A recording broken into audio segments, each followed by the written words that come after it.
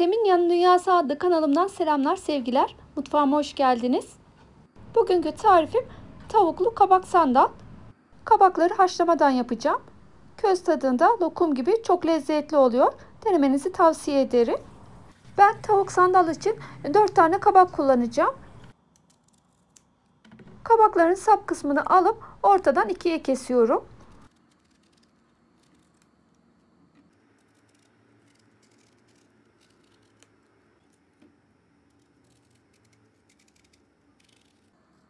Kabağın çekirdekli kısmını çıkartıyorum.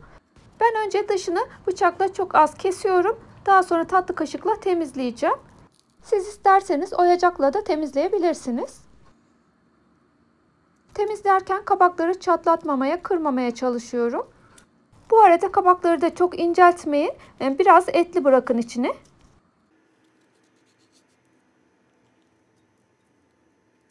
Kabakların içinden çıkanları da ben değerlendirdim. Çok güzel bir kabak salatası yaptım. Salatayı da nasıl yaptığımı kısaca göstereceğim. Kabakların hepsini oydum. Bir kaseye biraz zeytinyağı aldım. Fırçayla kabakların içine sürüyorum.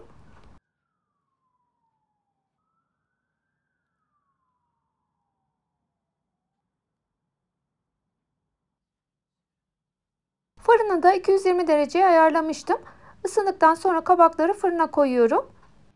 Kabaklar biraz yumuşayana kadar pişirelim. Kabaklar pişerken iç harcını hazırlayacağım. Ben tavuk fileto kullandım. Tavuğun kemiksiz herhangi bir yerinden yapabilirsiniz. Yapacağınız kabağın miktarına, büyüklüğüne göre tavuk miktarı da değişebilir. Orta boy 4 tane kabak için 450-500 gram kadar tavuk eti yeterli olur. Tavuk etlerini önce şerit şeklinde kestim. Daha sonra küçük kuşbaşı şeklinde doğruyorum.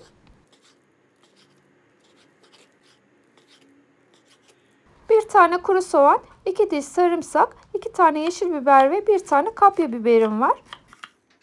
Soğanı küçük yemeklik olarak doğruyorum. Sarımsakları da küçük küçük doğrayacağım.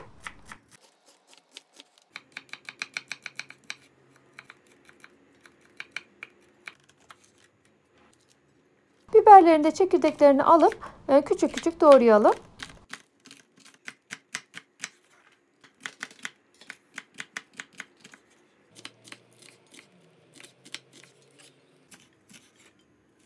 Malzemelerimi hazırladım. Şimdi kavuracağım. Tencereye 4-5 yemek kaşığı kadar sıvı yağ aldım. İyice ısındıktan sonra doğradığım tavuk etlerini koyuyorum.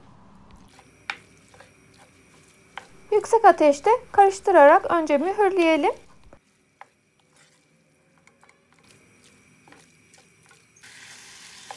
Tavuk etlerinin rengi iyice dönüp suyunu salmaya başlayıncaya kadar karıştırıyorum.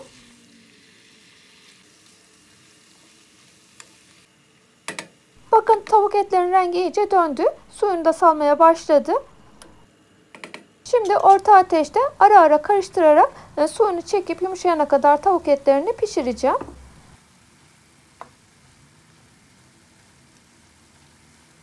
Tavuk etlerim pişti. Suyunu iyice çekti. Şimdi soğanlı sarımsağını ekleyeceğim ama yağı biraz gözüme az geldiği için biraz daha zeytinyağı ekledim.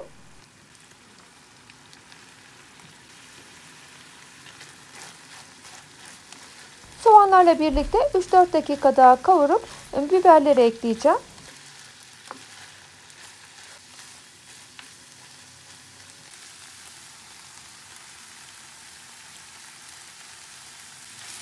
Üç 4 dakikada biberlerle beraber kavuruyorum.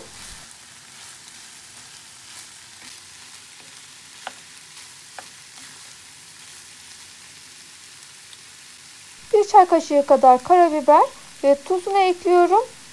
Acı sevenler pul biber de ekleyebilir.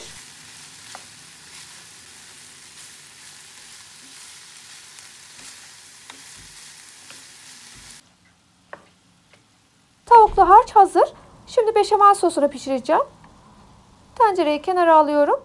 Beşamel sosu pişireceğim tencereyi aldım.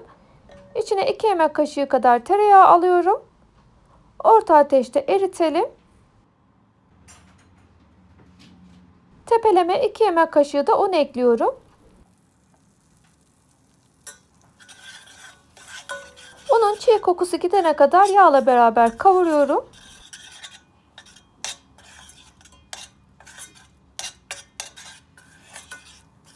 Unun rengini çok döndürmeden üzerine 2 su bardağı süt ekliyorum.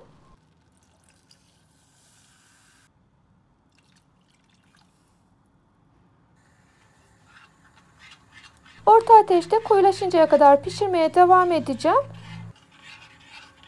Unun topaklaşmaması için çırpma teliyle karıştırmaya devam ettim.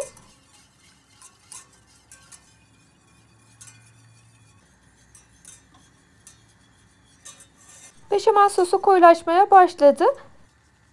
Biraz tuz ve karabiber ekledim.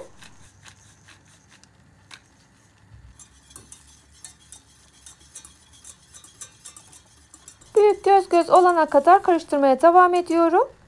Bakın göz göz kaynamaya başladı. Artık ocağı kapatabiliriz. Beşamel sosunu 2 dakika ilk sıcaklığı çıktıktan sonra hazırladığım tavuklu iç harcına ekliyorum.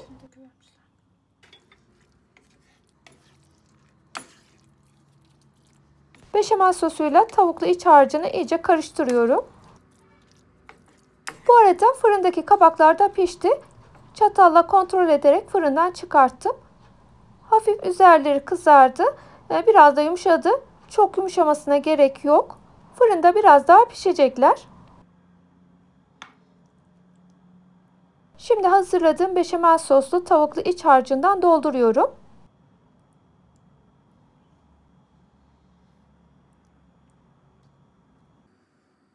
Hafif köz tadında çok güzel bir yemek oluyor. Bizimkiler kabağı çok sevmezler ama bu yemeğe bayılıyorlar. Umarım siz de dener ve beğenirsiniz. Denediğiniz tarifleri de Instagram'da Seminya'nın Dünyası'nı etiketleyerek paylaşırsanız sevinirim.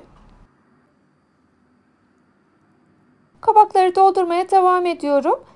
Böyle bir doldurduktan sonra kalan iç harcını da üstlerine koyacağım.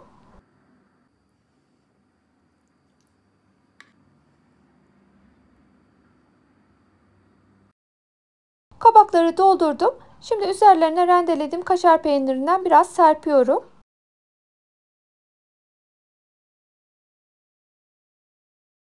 Kabağın içinden çıkanları da salata yaparak değerlendirdim demiştim.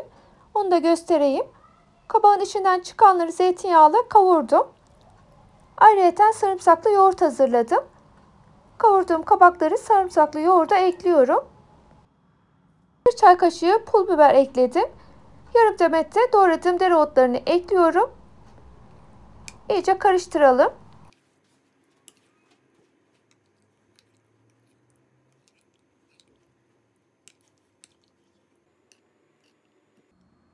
Özellikle yaz günlerinde yoğurtlu çok güzel bir salata oluyor. Dilerseniz içine biraz da kırılmış ceviz de ekleyebilirsiniz. Üzerine pul biberle de süsleyelim. Yoğurtlu kabak salatamız hazır. Tavuklu kabak sandalın şimdi sosunu hazırlayacağım. Bir kaseye 1 tatlı kaşığı kadar domates salçası aldım.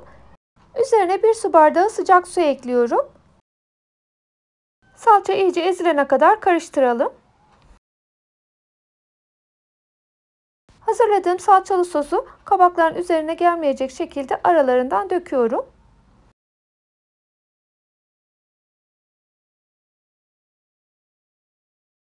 Bu arada fırında 200 dereceye ayarlamıştım. İyice ısındıktan sonra kabakları fırına koyuyorum. Eğer siz de borcam tepside yapacaksanız fırının alt kısmına yakın koyun. Hatta ben peynirlerin üzeri biraz kızardıktan sonra tepsiyi fırının en alt kısmına koydum. Tavuklu kabak sandal yemeğim pişti.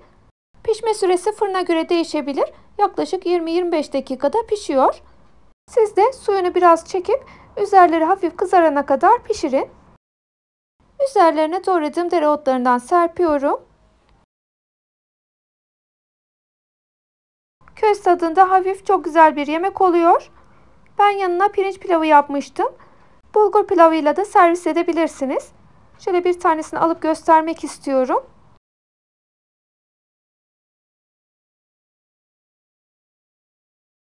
Üzerine suyundan da biraz dökelim. Eğer tarifimi beğendiyseniz lütfen arkadaşlarınızla, sevdiklerinizle de paylaşmayı unutmayın. Beğeni yapıp yorum yazarsanız da çok sevinirim.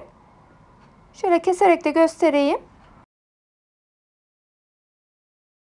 Dediğim gibi lokum gibi harika bir yemek oluyor. Bugünkü tarifim de bu kadar. Beni dinlediğiniz, videomu izlediğiniz için teşekkür ederim. Başka tariflerde, başka lezzetlerde görüşmek dileğiyle. Mutfağınızdan bereket hiç eksik olmasın. Sağlıcakla kalın. Hoşça kalın.